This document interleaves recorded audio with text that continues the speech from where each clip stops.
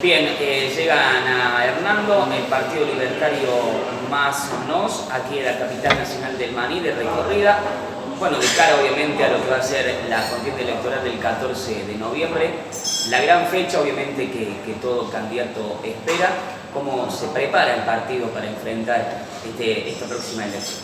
Bueno, desde la lista 23, primero gratamente sorprendidos por el acompañamiento que recibimos en las PASO, para ser la primera vez que nos presentamos en unas elecciones de manera conjunta con la gente amiga del NOS.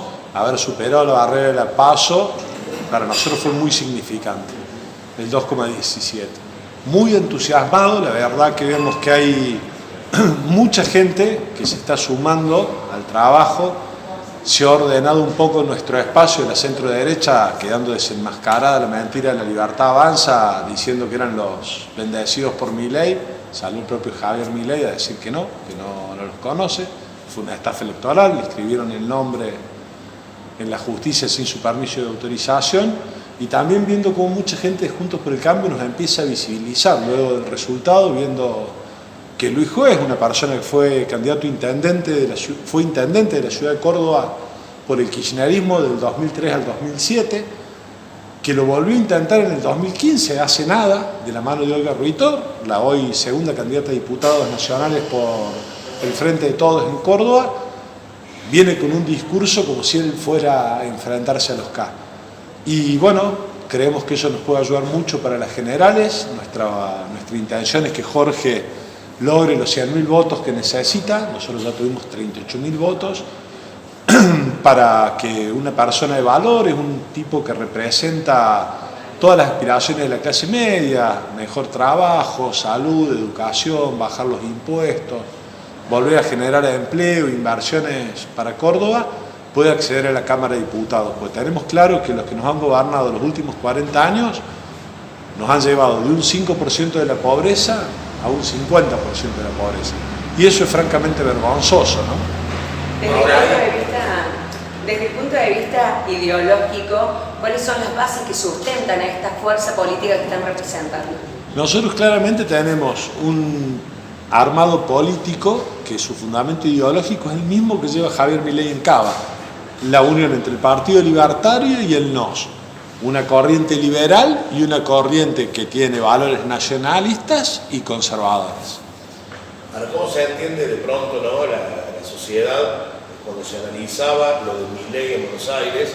Se hablaba de que para ti mucha gente que apoyaba a Milei es la misma que había estado de pronto en marchas a favor del aborto. O sea, a ver, ¿cuál es la lectura que por ahí se hace? En realidad, ¿hay un entendimiento de cuál es la propuesta? O la gente busca, en definitiva, una alternativa, y lo que por ahí es preocupante, no saber qué es lo que busca? Mira, hemos tenido ministros de la Nación, jefes de gobierno de la Ciudad Autónoma de Buenos Aires y hasta algunos ministros provinciales diciendo: guarda, los libertarios son peligrosos, están muy bien preparados, muy bien formados. Tienen razón, son gente que estudiamos, que trabajamos, que leemos.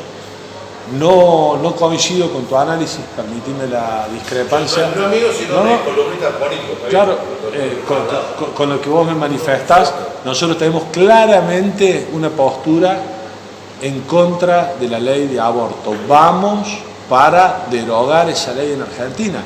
Como ciudadanos argentinos no podemos permitir que desde el Estado se ataque a los argentinos más indefensos y más inocentes, que son los niños por nacer. Yo no hablaba de los que claro. Yo hablaba de que por ahí, de la gente que los sigue, la gente que los votó. Por ahí hay gente que busca una alternativa, pero gente que por ahí no conoce. Porque digo, es muy difícil ver a la misma gente que ha estado en marcha a favor del aborto estar defendiendo el proyecto. Pero no comparto ese análisis. Yo creo que los abortistas claramente tienen sus candidatos. No somos nosotros ni es Javier Milei en Cava. Ningún candidato ni ningún partido, lo que sea, puede digamos, expresar el 100% de lo que piensa cada persona. Es imposible, digamos.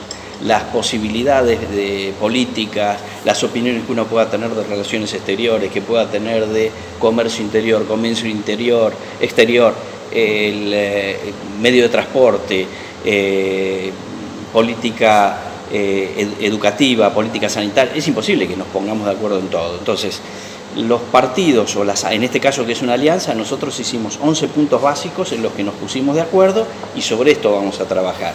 Después hay un montón de otros temas que son opinables y además dentro de los mismos temas hay muchos matices. Entonces, el votante, yo creo que el votante vota por algo.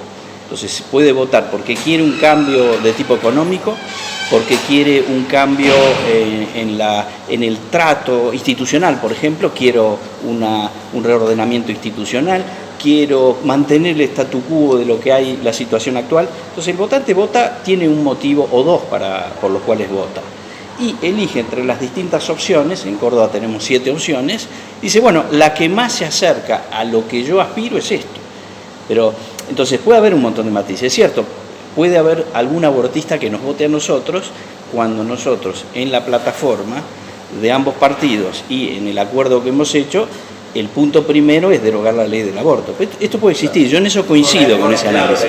Sí, sí. Jorge, ¿por qué la gente lo tendría que votar a usted? ¿A mí? Sí. Mira, muy sencillo. Es mi opinión, por supuesto. Pero a ver, tenemos dos posibilidades en Córdoba hoy. O sea, 14 de noviembre tenemos dos posibilidades. Seguimos con más de lo mismo y vamos a estar cada vez un poquito peor, porque acá tenemos una casta política que se ha repartido el poder en los últimos 40 años. Han gobernado radicales, han gobernado peronistas de tipo de derecha, como puede ser Menem, peronistas clásicos, como puede ser Duhalde, de la Rúa, otro radical, peronistas de izquierda, como pueden ser los Kirchner, etcétera, Alberto Fernández, que nadie sabe qué idea tiene, si es que tiene alguna idea, con perdón, me parece eso. Entonces, o seguimos con lo mismo y un poquito peor, que es lo que venimos viendo, del 5% de pobreza en diciembre del 83 al 50% entre pobreza e indigencia actual. Entonces, podemos votar por seguir con esto, pero siempre un escalón peor, pasar de Guatemala a Guatepeor, esa es una opción. La otra opción es, a ver, en Córdoba hay gente que sea distinta, bueno, votemos distinto, démosle una oportunidad a los que vienen de la actividad privada, que no son políticos, que no viven de sueldo del Estado, entonces le demos una oportunidad.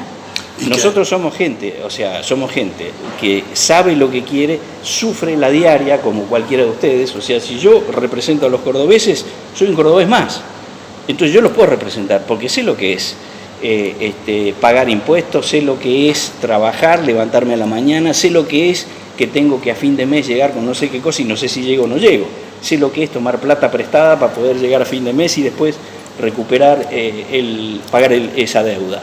Todo eso lo sé, sabemos lo que queremos, tenemos convicciones y entonces, a ver, dennos una oportunidad. ¿Por qué nos tienen que votar? Simplemente por sentido común. ¿Queremos seguir igual pero peor o queremos tener una oportunidad, una esperanza de cambiar? De cambio de verdad, no cambio de nombre. ¿Qué se puede hacer de pronto? Porque estamos hablando de una elección legislativa, ¿no? Sí.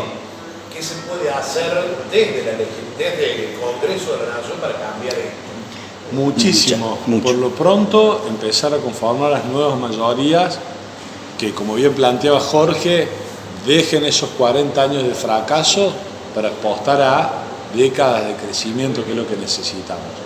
Podemos empezar a plantear una reforma a la actual legislación laboral y buscar una legislación laboral que sea amigable con la generación de empleo.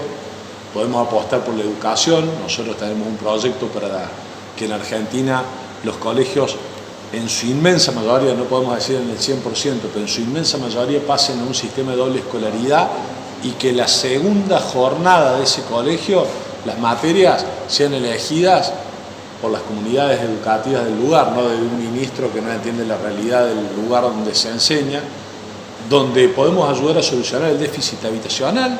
En Argentina, entre el 40 y el 60% de lo que a vos te cuesta hacer tu casa son impuestos. Entonces nosotros decimos, queremos solucionar el déficit habitacional, hagamos que a la gente su casa le cueste la mitad. Impuestos y tasas cero para la construcción destinada a la vivienda. Podemos apostar a derrotar la inflación de una vez y para siempre en Argentina. En Argentina hace 80 años nos gobernaron todos, militares, radicales, sociales. Lo que busquemos, todos fracasaron en su lucha contra la inflación. ¿Cómo se derrota la inflación? Nosotros proponemos claramente dolarizar la economía de Argentina, reemplazar los pesos por dólares, que los políticos en Argentina no puedan emitir más. hacer lo que se hizo en Europa. Países como Italia, España, Grecia, que eran incapaces de manejar su inflación, ¿qué hicieron? Se la dieron a la Comunidad Económica Europea, fundamentalmente Alemania, a través del euro, que pase a manejar su política monetaria. Bueno, en Argentina todos los gobiernos fracasaron en eso y nos empobrecieron a nosotros, a los ciudadanos, con la inflación. El único beneficiario de la inflación son los políticos. Emiten y tienen más dinero, no solo para la corrupción, para pagar favores políticos, para comprar voluntades en épocas electorales, y los perjudicados somos nosotros, los ciudadanos. ¿Y por qué seguir dándoles ese poder? Perdón. Bueno, por un lado eso, cómo se le pone límite a la emisión monetaria que ustedes, bueno, después preguntan. No, a ver, fíjate vos, hago esta simple observación. Simplemente con ser candidatos, algunos que somos los distintos nosotros, hemos puesto en agenda un montón de cosas. Por ejemplo, Rodríguez Larreta vino a Córdoba a decir que hay que bajar los impuestos. Lleva 6 años de jefe de gobierno de la capital federal. Nunca bajó impuestos. O sea, con solo la candidatura nuestra estamos metiendo en agenda un montón de propuestas que son las nuestras. Imagínate lo que podremos lograr teniendo bancas de diputados en el Congreso de la Nación. Nuestro propio gobernador salió ayer hablando de sacar, por ejemplo, las retenciones San Mani, la principal producción de la zona de Hernando, y ir con una quita progresiva hasta llegar a las retenciones a niveles cero. Pero él tiene la oportunidad de hacerlo con rentas, con el inmobiliario rural, con el inmobiliario urbano, y no lo hace. ¿Por qué no lo hace? Porque no creen en eso. Entonces no lo van a hacer tampoco, lo prometen para confundir a la gente y pedirles el voto, nada más. ¿Cómo se hace para bajar entonces esa presión tributaria que ustedes están diciendo con respecto a lo que es el gasto público? Porque Bien. También ese desequilibrio lo que genera el déficit fiscal que tenemos en el país, que de alguna manera genera estos desórdenes que estamos teniendo y que afectan directamente el bolsillo de la gente. Hay una secuencia que hay que llevar adelante. La primera de ellas, tenemos que hacer una reforma laboral. Las pymes en Argentina necesitan en este momento contratar 1 millón de personas. ¿Y por qué no lo hacen? Porque muchas veces los despidos, mediante el régimen indemnizatorio que tenemos, las demandas son mayores que lo que vale la pyme. Nosotros proponemos reemplacemos el régimen indemnizatorio por un seguro de desempleo. En esa situación nosotros vamos a estar en condiciones de generar un nuevo 1 millón de empleos. Pongamos en práctica tasa e impuesto cero para la construcción de vivienda. Lo dinamizador de la economía que va a ser cientos de miles de argentinos construyendo sus casas, los empleos que se van a generar, eso genera todo un movimiento económico. Después hay que cerrar dependencias del Estado que son totalmente inútiles y son antros de militancia política. El INADI, Ministerio de la Mujer y la Diversidad y un montón. A ver, un senador nacional hoy tiene 30 asesores, que lo asesora uno por día al mes. Hay que empezar a ajustar la política y de manera muy fuerte para poder bajar el gasto público en Argentina, también apostar al crecimiento y de esa manera ir bajando progresivamente los impuestos para que el sector privado recupere su capacidad de volver a invertir y seguir generando más empleo todavía. Otra cosa más, en esta cuestión de reforma del Estado, nosotros proponemos concursos, o sea, la Constitución es muy clara. El único requisito para el empleado público, para el funcionario público, es la idoneidad. Y acá no hay idoneidad. Los nombramientos vienen porque es amigo de no sé quién, porque es el sobrino de no sé cuánto, porque es el puntero de no sé dónde. Entonces, nosotros proponemos concursos para ingresar a la administración pública y concursos periódicos cada 5 años para ver si la persona está capacitada para seguir trabajando en ese mismo puesto, puede ascender a un puesto más importante o descender de categoría a otro puesto. ¿Por qué? Porque el mundo del trabajo ha cambiado muchísimo, lo hemos visto con el coronavirus y qué sé yo, tribunales, por ejemplo, yo que soy abogado y ejerzo la profesión, los tribunales eran en papel, había que llevar los escritos, el duplicado, qué sé yo, ahora es todo electrónico. Entonces, pero es todo electrónico, eso significa que el 30-40% de los empleados judiciales están de más. Yo no digo que haya que echarlos, porque no es culpa de ellos, pero ojo, se producen las vacantes y no hay que cubrirlas. ¿Por qué? Porque son puestos inútiles. Estoy hablando del Poder Judicial nada más, pero esto pasa en el resto de la administración pública. Con la tecnificación está sobrando gente. Me quedé pensando recién en lo que decía de dolarizar la economía. Europa, primero tiene otra madurez, es otro tipo de pueblo y de sociedad, y eso no lo estamos diciendo nosotros, no lo vamos a inventar nosotros ni descubrir nosotros. ¿En nombre de quién? ¿Quién manejaría la economía argentina dolarizándola? A ver, no la economía, la política monetaria quedaría en manos de lo que han demostrado en los últimos 250 años ser los mejores haciéndolo a la Fed. O sea, ¿usted está convencido de que ellos pueden manejar nuestra economía? Sí, a ver, hay 7 países en el mundo, Ecuador, Panamá y otros 5.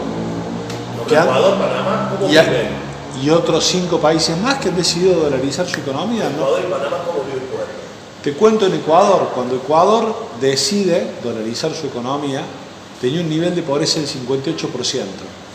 ¿Sabes a cuánto está hoy? No. 23, 24%.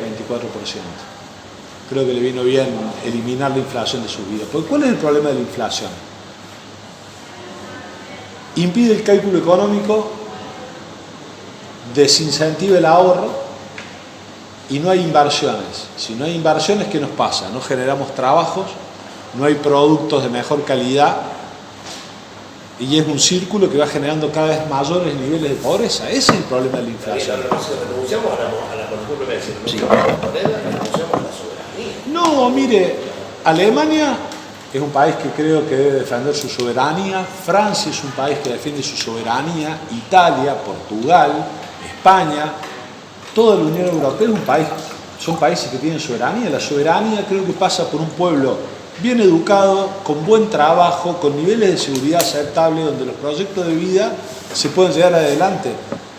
Lo noto sorprendido por la supuesta pérdida de soberanía, por algo que es una mercancía, pues el dinero no deja de ser una mercancía más, el principal commodity del mundo, no es la soja, es el dinero. Pero ¿cómo que demonicemos el dólar y que... ¿Demonicemos? Sí, el dólar hoy está demonizado por todo el mundo, No. en el sentido que la gente guarda sus recursos, sus ahorros en dólares, la fuga de capitales es en dólares. Pero entonces no lo está demonizando, al revés, lo elige como herramienta. La gente lo elige. Por eso, y está bien, y nosotros lo que queremos hacer es sacarle los dólares del Banco Central y dárselo a la gente. Justamente que no lo tengan más los políticos. Perdón, ¿puedo...? Esto de que hay una, digamos que el dinero, para ser realmente dinero, tiene que cumplir algunos requisitos, Yo te como los por ejemplo nombro. ser reserva de valor. Claro. No llega a ser nunca reserva de valor. El peso, es el problema que tenemos, el digamos, peso hablando no. del peso concretamente. Pero también no hay unidad de forma tampoco cuenta. de hacerlo, digamos, de revalorizar el peso, digamos, sería la pregunta al revés, digamos. Perdón, Vamos de vuelta. perdón, quiero aclarar algo porque me parece que, puede complicar un poco entender esta cuestión. La moneda es una de las herramientas de política económica, pero no es la única. O sea, hay muchas herramientas de política económica. La emisión de moneda es una herramienta de política económica, pero hay otras más. O sea, el Estado puede, por ejemplo, tiene los derechos de importación o los derechos de exportación que permiten manejar el comercio exterior. Esa es una herramienta de política económica. El Estado puede, mediante leyes, subvenciones, promociones industriales, etcétera, puede fomentar la actividad económica en una región o determinado tipo de actividad económica, desincentivar otro tipo de actividad económica con el aumento de impuestos diferenciales, etcétera. O sea, hay muchas herramientas de política económica. Entonces, digo porque hay una especie de susto. Si yo pierdo la moneda, la política económica me la va a manejar el tío Sam. No, yo dejo de emitir pesos y la política económica la sigue manejando el ministro de Economía. ¿Qué es?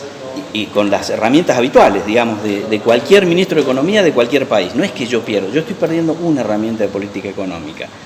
¿Qué es? Y lo quiero decir con toda sinceridad, que fue mal usada, pero que me puede servir esa herramienta. Por ejemplo, en una hecatombe como la del 2001, si yo tengo la capacidad de emitir dinero, puedo tapar el bache del 2001, emitiendo dinero. Si yo dejo de tener la posibilidad de emitir dinero, esa herramienta la perdí. Esto es verdad. Y es la parte negativa de esta propuesta nuestra. ¿Cuál es la parte positiva? La parte positiva es que, desgraciadamente, todo tipo de ministros de Economía de la República Argentina, la herramienta de emisión de moneda, no la han utilizado para salir de una situación de crisis, sino que la han utilizado para ocultar un déficit crónico del Estado y ocultar malas políticas económicas. Entonces, en el balance, ¿qué pierdo y qué gano? Nosotros decimos, sí, hay algo que se pierde, hay que reconocerlo, es verdad. Yo pierdo esta herramienta de política económica, pero en el balance, en nuestra opinión, salimos ganando.